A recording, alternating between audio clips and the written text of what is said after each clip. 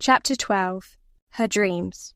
After the incident in the courtyard, Dorhen plagued Kalea's dreams throughout the night, beginning with a return visitation to the incident in which he had taken off his clothes. She woke up in a sweat before each dream concluded, her heart fluttering. She'd drift off again to find him standing over her, shielding her under a long dark shadow, or standing behind her, his arms embracing her as she fell back into him. "I'll keep you safe," he whispered into her ear. She turned to embrace him back, and soon they melded into a tangle, kissing, groping, and exploring. Dorhen acted far less ashamed to bare himself or allow her to touch him than she was at first. And with her shy demeanour at the beginning of each dream, he never pressured her. Their exploration advanced on the terms of her own curiosity. He didn't frighten her like Kemp did either. He remained patient and warm, always promising to protect her.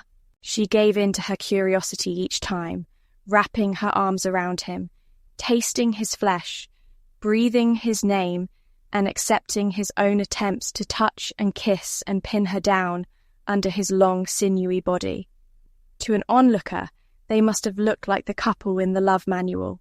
The love manual? Vivine. Wait, Kalea whispered into his hair as steam drifted off their bodies. He didn't respond. He was losing himself. But I'm a Vestal candidate. They'd stripped to their small clothes, he in his undershirt and she in her chemise. The forest setting around them danced into a blur. She pushed back on his shoulders before he could take them into the next phase, that daunting phase she'd always wondered about but never imagined she'd experience. She still hadn't. A headache developed, and she groaned. "What's wrong?" he asked. "This isn't real." She rubbed her eyes. "I don't know what this is." When she opened her eyes again, the trees morphed into lampstands like the ones in town, and the ground became a marble floor like in her convent's sanctum. Some of the spaces between the trees became stained glass windows. This doesn't make sense. Dorhen sat back on his knees, watching her with concern on his face.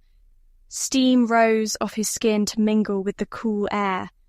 His hair hung in damp clumps, the ragged tips brushing his collarbone. The morphing scenery caught his attention too. She rubbed her face again and she woke up in another sweat, back in her bed in the dorm. Dorhen had vanished. That dream again. Every time those dreams took place, she couldn't tell it was illusion. She felt every fingertip he traced across her skin. Even in the waking world, the hot residual fingerprint stamped her body. The effect was stronger this time. Her body ached and her heart pounded. The dream always ended before they could complete the sexual process. Her eyes widened, staring at the ceiling rafters. Dust glittered in the sunbeams through the windows. Those dreams were too real. Proof of their realness pulsed physically through her. What was happening to her? Whatever it wasn't supposed to be happening. Within hours, she stood down the hall from the confession booths. Her feet had stopped. "I have to do it!" Her foot refused to make another step. Demons. Demons must be holding her feet, preventing them from moving forward. If she couldn't confess, she might go to hell for her unclean thoughts. Even now, awake when she thought of Dorhen, her heart pounded. To touch him again, his hair, his face. She clenched her fists. "I'll never be a Vestal if I can't get past this illness." Maybe he really had cast magic on her.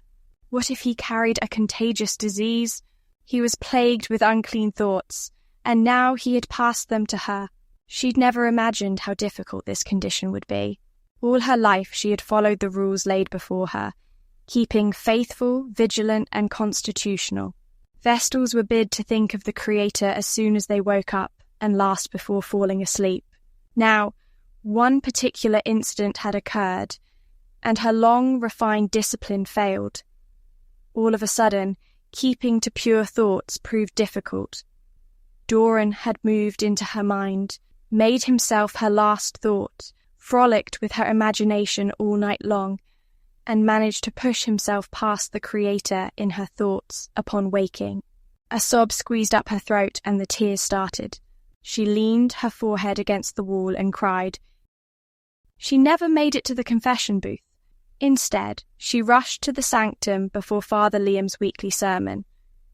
His words drifted through her head, as weightless and temporary as a firefly's glow. As soon as every syllable ended, she forgot what he'd said. I have an announcement to make, Father Liam said after the proper length of pause following the sermon's end.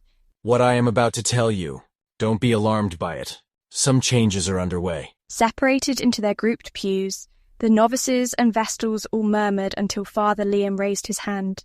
Changes are not a bad thing, he said. They can be a blessing. As you have seen in your own food portions and possibly around town, a famine is about to happen. As it has always done, the kingdom of Shar, its people, and we the sanctified will carry on with strength and dignity. Sometimes the one Creator tests us. He uses us to help people in need. He is filled with pride and joy when he sees how well we come out on the other end of our trials. Some people don't survive, and for those people, the Creator welcomes them with open arms, a feast, music, dancing, and a love we could never ever possibly imagine. Until we experience it, of course. We must pray for the dying, that they may be prepared to go to Him. Kalea's mouth hung open as she listened. Her consciousness did not miss any of these words. Would he talk about what she already heard through Father Superior's door? He continued, I thank you, Vestals, priests, and novices, for your patience and understanding. The sanctity of creation does what it can, and you all will find that some extra duties will befall you. In the meantime, as I said, a few changes will happen. The bishop is rearranging staff again, and this convent, as it struggles financially, will experience some drastic changes. Father Liam lowered his head and raised it again, his face straight. Not the hint of a blush or the twitch of an eyebrow could mar his serious expression whenever he meant to keep calm. Some of the novices are being rotated to other places. The whole novice section roared with a loud flutter of whispering, hand gestures, and girls moving to their seats' edges. Father Liam raised his hands. Be calm. You'll all be fine. A visitor from the bishop came to Father Superior the other day. It will be a change, but it's all right. The girls settled down. Kalea's heart raced. Though she'd heard the news from the earliest rooster, it was all too sudden. In her years living in the convent, she'd always known she'd stay here. Never had word passed around of the vestals or novices being rotated. The personnel, yes, but the actual residents, no. But it was like Father Liam said, they were moving into hard times. His sermons were often riddled with references to people from long ago enduring trials and suffering. The thought of her going through a similar time felt too real. If you are scared or concerned, as always, you should pray. Pray often. Sometimes prayer is all we have. You are dismissed. As the mass of people rose from their seats, mingled a bit, and eventually drifted out of the sanctum, Father Liam took a seat next to Kalea on the pew. Your face was so vacant today, Kalea. Is everything all right? Oh, hello, Father, she said, perking up. She'd barely even registered his presence. Yes, it's fine. Are you worried? A little, I must admit. Father, what about our parents? Were they informed? He leaned forward and laced his fingers together. The novices will write letters to their parents, I'm sure. As of yet, the Vestals aren't going anywhere. Why are you talking like that? Father? A smile crooked his mouth. I have some pretty wonderful news if you'd like to hear it. She gave him the best smile she could. Yes, I would. What's the news? Well, you've impressed me and the Superioress these last few years. You're a model novice, hard-working and faithful. We did a lot of talking, and with your upcoming 20th birthday, we've written all the documents to expedite you to the promotion of full Sister of Sorrow. Kalea huffed and waved her hands. I don't believe it. She almost threw her arms around him, but instead did the more proper gesture of grabbing his hand and squeezing it. Thank you, Father. He chuckled. I thought you might be pleased. We're making preparations, and your vow ceremony will take place on your birthday. Congratulations on your marriage to the one Creator. He took her hand again. Thank you. She slipped her handkerchief out of her pocket and wiped the moisture gathering at her eyes. Its fabric still displayed a faint stain on its corner. Dorhen's blood. Are those tears of joy, or are you actually bothered today? Father, what do you know about elves? Are they wicked?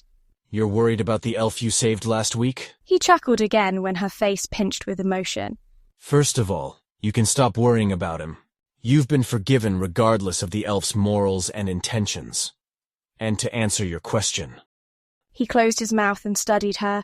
You know something? Hmm? Long before you were born, when I was young but old enough to have been placed in my own parish, the town guard caught some elves, comparable to the incident you witnessed and disrupted. Except these elves weren't stealing. They were travelers passing through. 2 males, a female, and 2 children. They were innocent, and yet they got arrested. Father Liam bowed his head.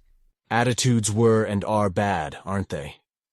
Anyway, the female was married to one of the males, I believe, but I didn't know if she had any relation of any sort to the other.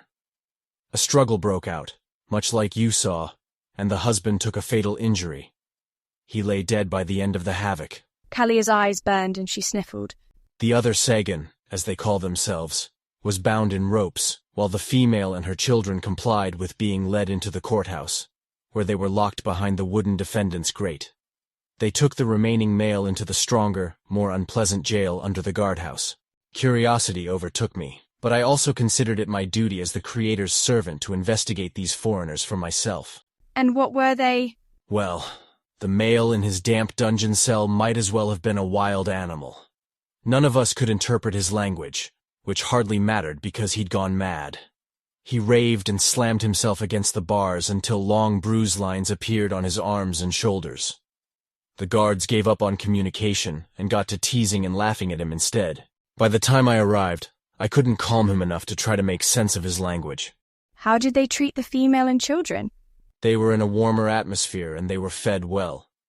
She did her best to answer our questions, though we didn't have any resources to decode her language beyond an old Lyamese book the local sheriff owned.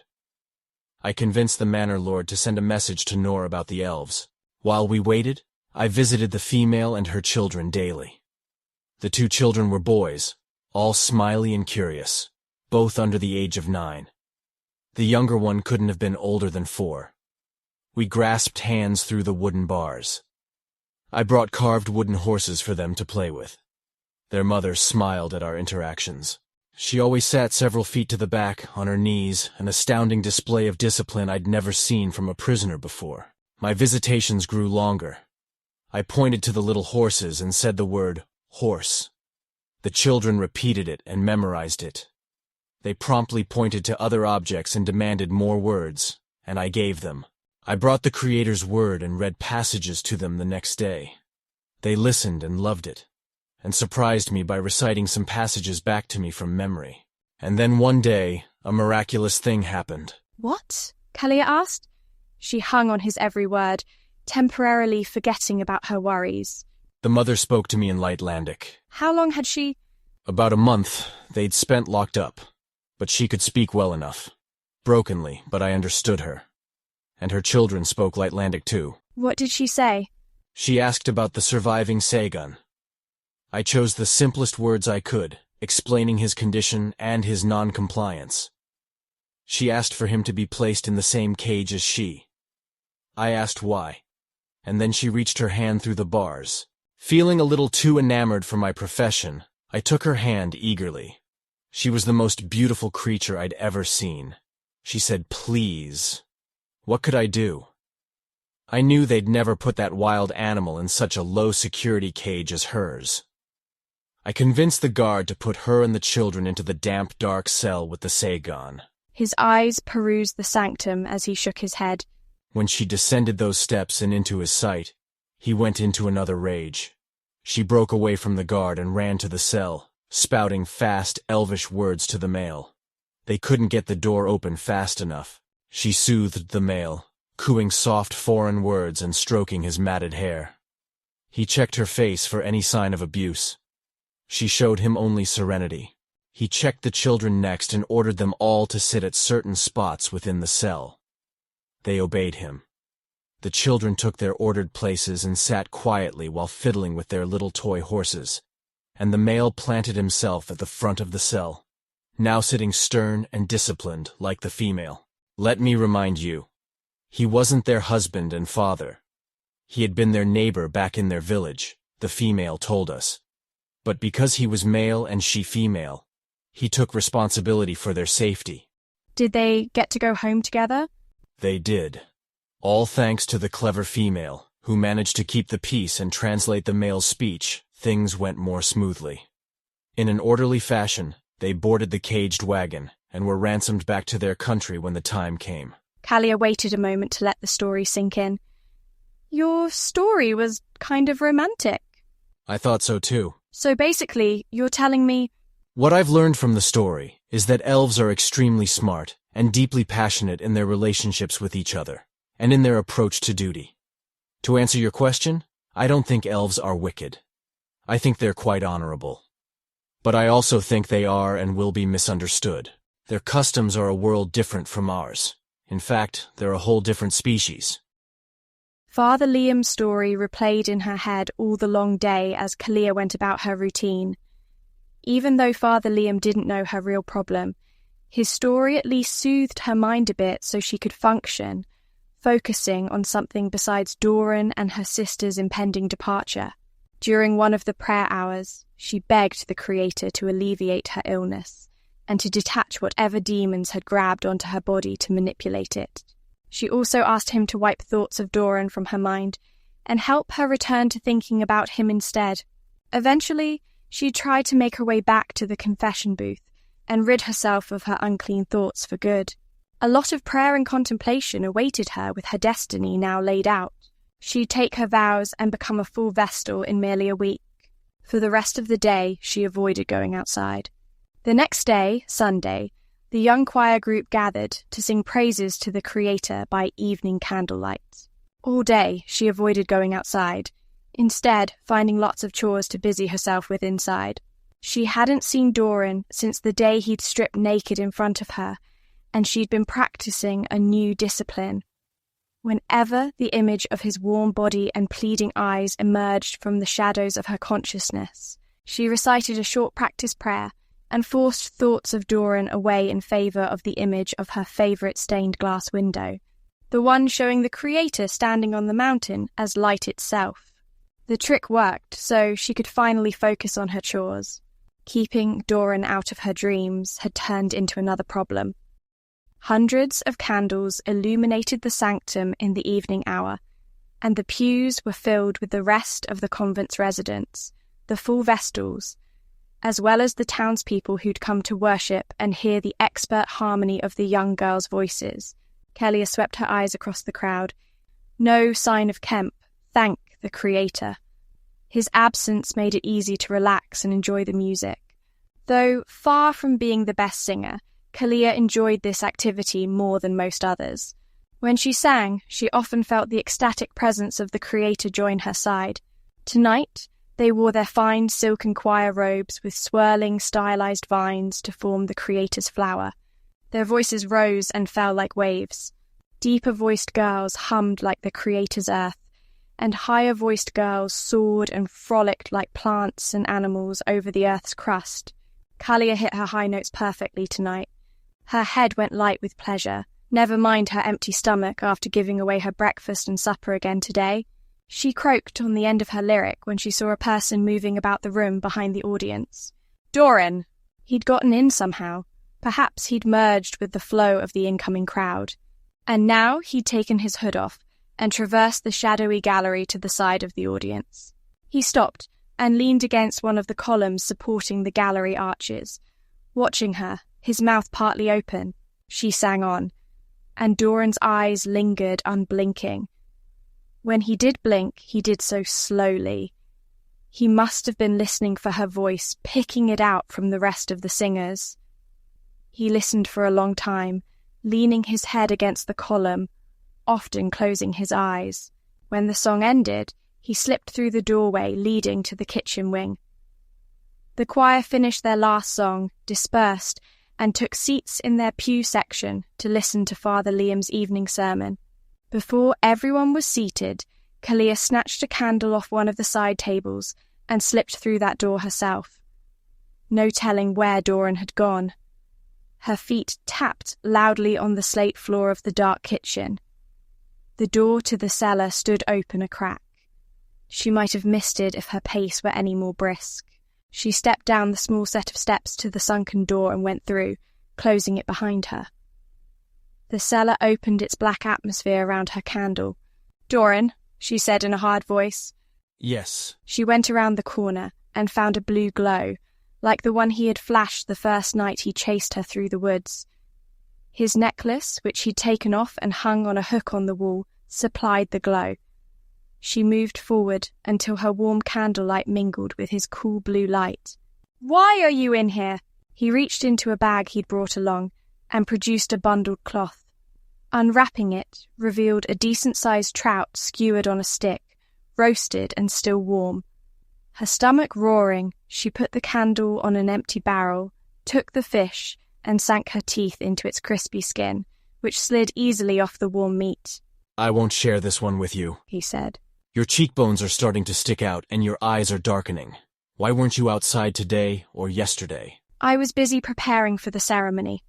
"Well, from now on, make time to come outside. I'll bring you food." She stopped chewing. "What?" He pointed to the fish. "Eat. I said I'll bring food from now on. You won't have to worry about starving." "I was fasting." "Call it what you want, but you won't be doing any more of it. I caught this in the river earlier, and I'll catch another one tomorrow. I'm going to make sure you eat." Kalea couldn't argue with him, while she so desperately scarfed the food. "Though I'd prefer you leave with me. We can go to a place where we don't have to worry about food." She dropped the stick and fish skeleton on the floor and licked her fingers. She leaned back against another empty barrel because the temperature changed from the room above this one, and her hunger had caused her a dizzy headache. "Nonetheless," Dorhen went on, "I don't care what you want to do. Stay here if it's so important.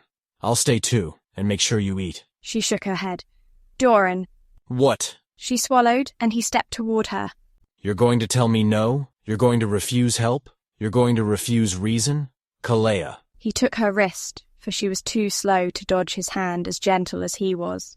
"I want to take care of you. Let me provide for you. I want to protect you." Her heart raced.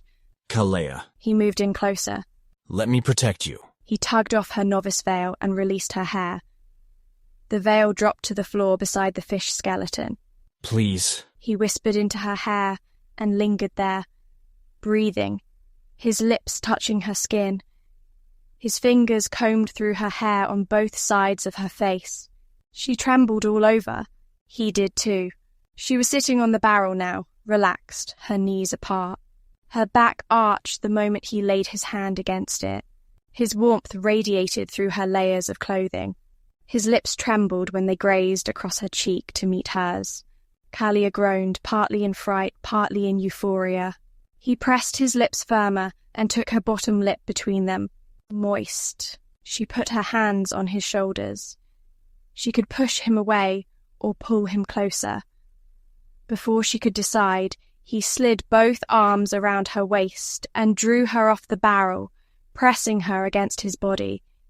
He hugged her. "I don't like having these thick walls between us." She pushed away. She did it before he could decide to take the situation further. On her own feet again, she swayed and braced herself on the barrel. She owed this bout of dizziness to his bold action. "Get out of here," she groaned. When she raised her head again, a look of shock stopped him cold and his hand shook, partially raised. "Did you not like it?" "No." A sob escaped her throat. "I don't need your protection. I don't need your fish. I don't need you. I'm going to be a Vestal. That means I'll be married to God." He leaned over and took the glowing stone off the wall. He held it out to her, his lips trembling, open as if to speak soon. "No more gifts." She struck it, and it skidded across the floor. She let the barrel go and stood on her own feet again. Dorhen had become a shadow form, standing in front of the distant blue glow. If I see you once more, I'll call the guard and tell them about the elf who's harassing the novices." She took a candle and left him standing in the dark.